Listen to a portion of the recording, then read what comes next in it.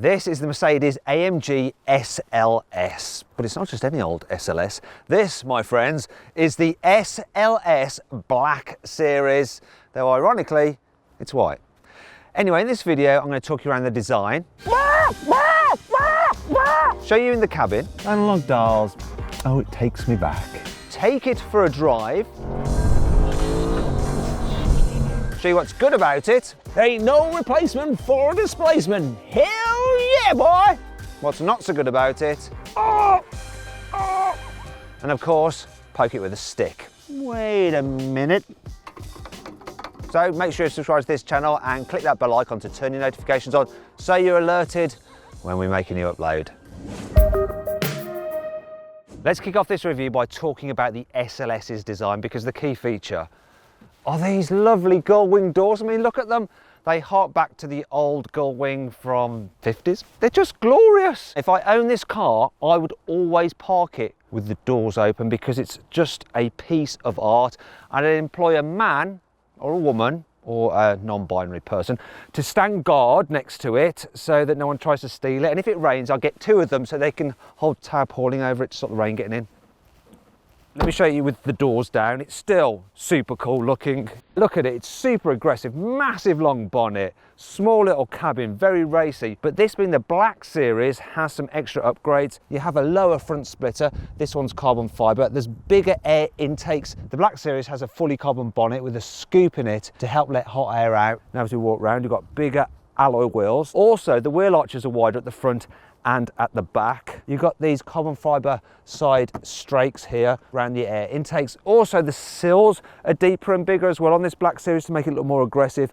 We've got carbon fibre door caps. As we move to the back, this one is fitted with a fixed rear spoiler. That comes as part of the aerodynamic package, which also includes some little vents at the front for added downforce on the nose. You've also got some vents there which help let hot air out from the exhaust. You've got a bigger rear diffuser. This is in carbon fibre as well. You've also got some smoked tail lights. This is a beautiful looking car. Click on the pop-out banner up there to vote if you think there's a car that's more stunning than this. Yes or no? Simple question. The SLS is a really distinctive car to sit in. So you sit super low, you've got this huge flat dash in front of you, a massive centre console to separate you from the passenger. It feels very, very wide, very, very sporty. You've got bespoke AMG buttons here on the centre console and an AMG gear selector. I mean, it is very, very special feeling, and quality is excellent throughout the place generally, apart from a couple of things I've noticed. This centre part of the steering wheel, some of the buttons here for the stereo and the mobile phone. Yeah, great, that's so old-fashioned. And the rear view mirror is awful. Don't know why they did that. The dials, they're analog, just like the good old days, and they've been inspired by those in the 300 SL from 1954. Just like the gull-wing doors. Yay, any old excuse to show them off, Matt? The SLS Black version has some upgrades over the standard SLS. For instance, you get this 3D stitching effect on the dash. You also get Alcantara everywhere, and you could get a two-tone version of the Alcantara, so you'd have red inlays here and here. It also has these carbon bucket sport seats, which are absolutely blooming lovely to sit in. I love them. You also get a Black Series steering wheel, which is flat-bottomed and has that little marker so you know when your wheels are pointing dead ahead. You also get Black Series badging as well, and a special AMG button here which brings up some data on the infotainment screen, so it has things like engine power and stuff like that. And you can also do lap times for when you're on circuit and then download it through the USB system. You can try the infotainment system using this swivel wheel. Yes, there is no touchscreen here, people.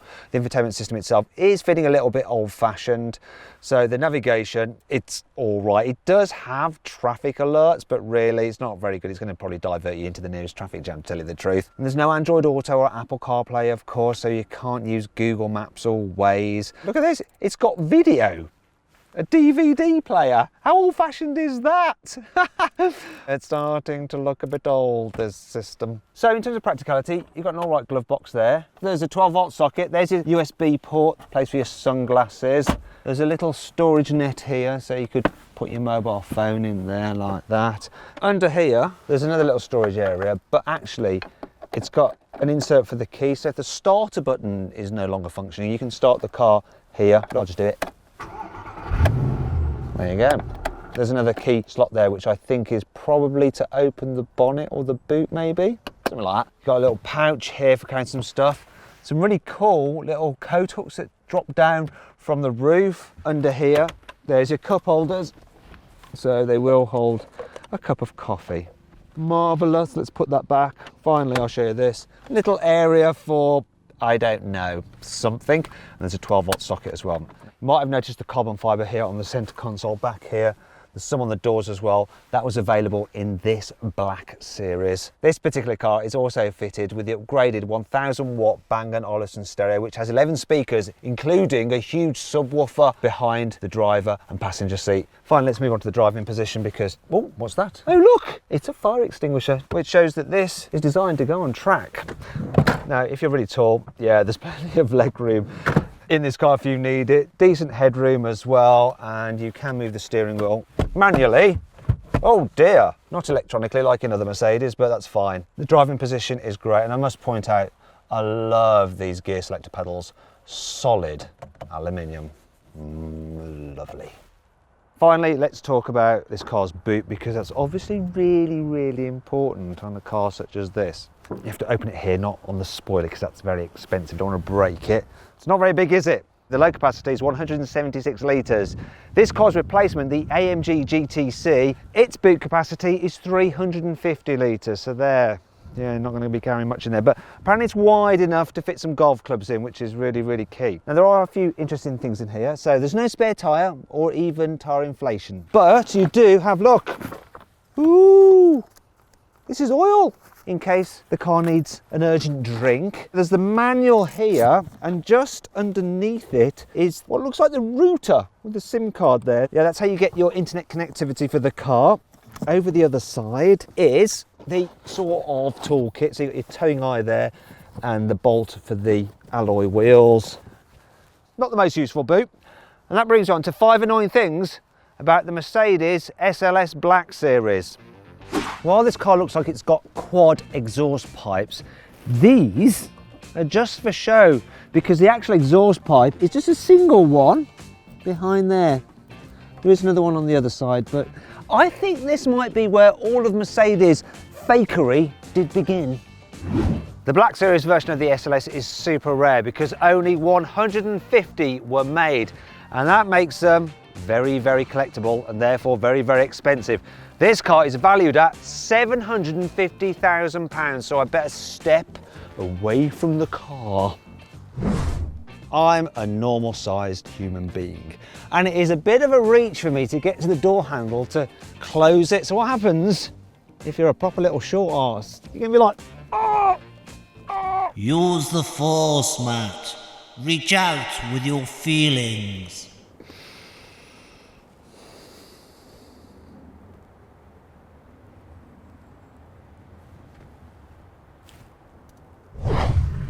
The reversing camera on this car is really low definition. You can hardly see anything in it at all.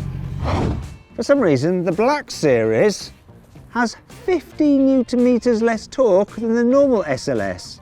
What's going on, Mercedes? I want my torques back. Don't worry, there's still plenty to like about this car. Here's the carwow 5 cool features. This fixed rear spoiler that you get as part of the aerodynamic package is adjustable, so you can change the angle between 2 and 10 degrees. And at 10 degrees, you get 50 kilos of downforce when you're going 120 miles an hour. The Black Series uses the same 7-speed dual-clutch automatic gearbox as the normal SLS, and it's mounted towards the rear as well for improved weight distribution. However, it's slightly lower for improved centre of gravity over the normal car. Also, the Black gets an electronically controlled limited slip differential rather than a normal limited slip differential, because that gives you even better corner exiting traction. Plus, the final drive ratio is slightly lower for better acceleration. The Black Series has a number of weight-saving measures over the normal SLS, so you get common ceramic brakes as standard, a titanium sports exhaust, there's those carbon fibre bucket seats, also a carbon fibre housing for the prop shaft rather than an aluminium one, and even the battery is no longer a lead-acid battery, it's a lithium-ion one because it's lighter, and all that adds up to a saving of 70 kilos. So this car tips the scales at 1.55 tonnes. Not bad. The adaptive suspension on the Black Series is about 50% stiffer than that on the normal SLS. Also, the car's track is around 2 centimetres wider as well, and all that helps improve the handling.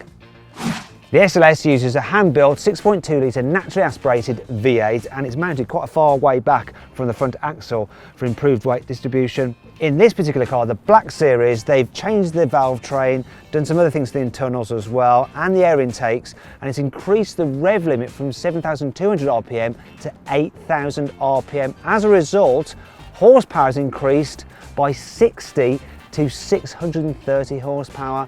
Torque is 635 Newton meters. So this engine is good for 196 miles an hour in this particular car, and it can do 0 to 60 in 3.6 seconds.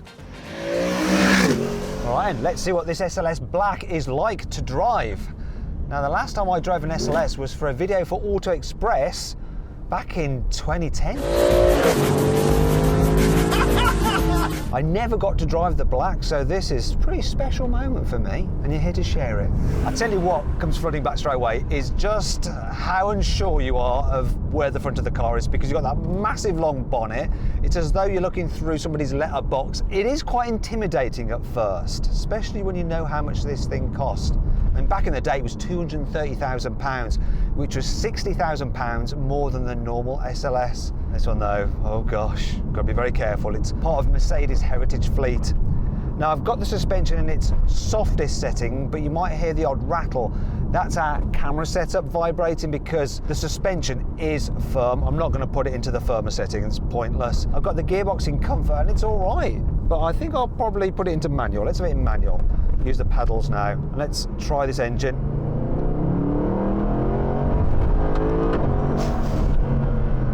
First of all, the noise, people, the noise!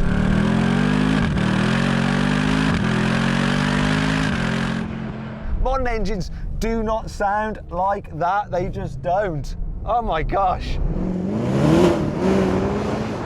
There are no turbos deadening the noise from the exhaust. That is amazing. The next thing that's amazing is the throttle response. You don't have to wait for boost pressure to build. It's just instant.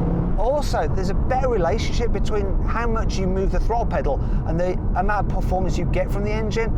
Turbocharged engines, there's a delay and then they just give you a load of torque, which is a bit disconnected from what your right foot's doing, whereas a naturally aspirated engine, it's more linear, it's more in tune with your body and your inputs, and that just makes it more fun. I'm sorry, I am definitely a naturally aspirated kind of guy. I really, really am. I love turbo power and I love turbo torque, but there is just that disconnect, which means they're not quite as fun, they're not quite as involving. And this is involving.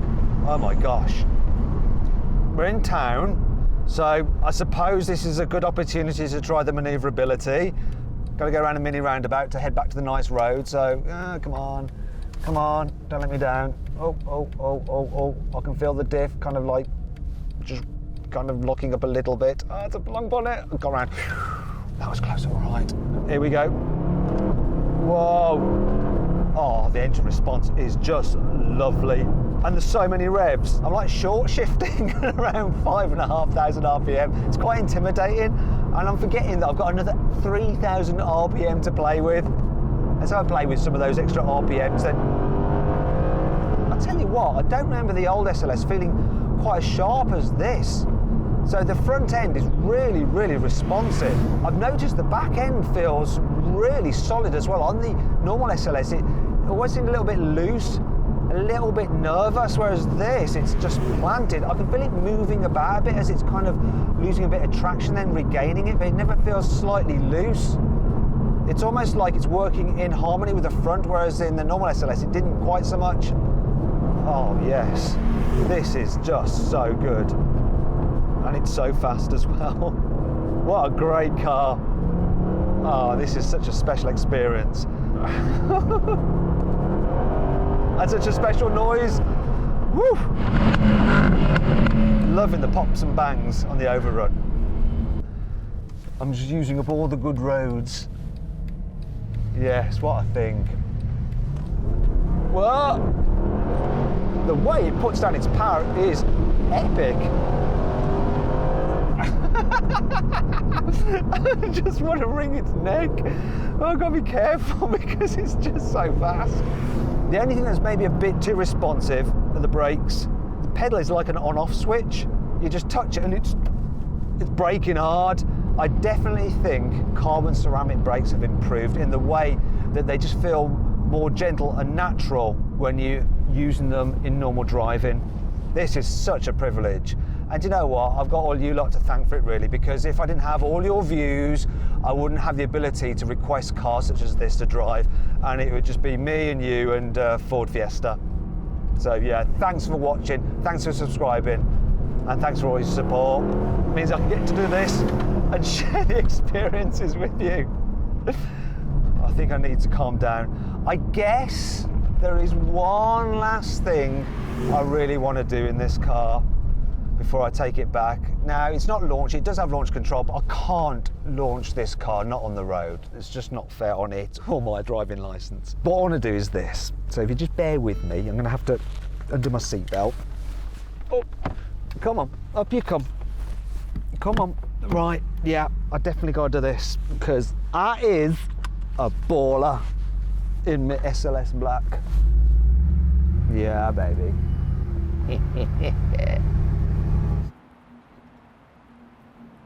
I want to be outside the car to look at myself. I can't wait to see the rushes of this.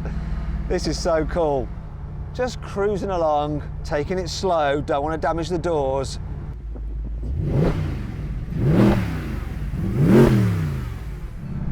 Hell yeah, that's the way I roll.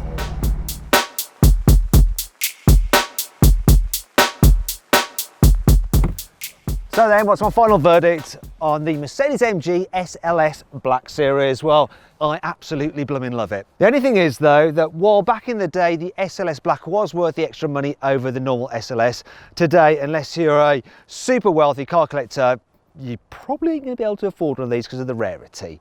However, if you can afford a modern supercar, I would consider a normal SLS, a used one, because you can get them for about £150,000 and they will not depreciate, and over time they will actually make you money. And of course they have the thing that really I love most of all about this Black Series.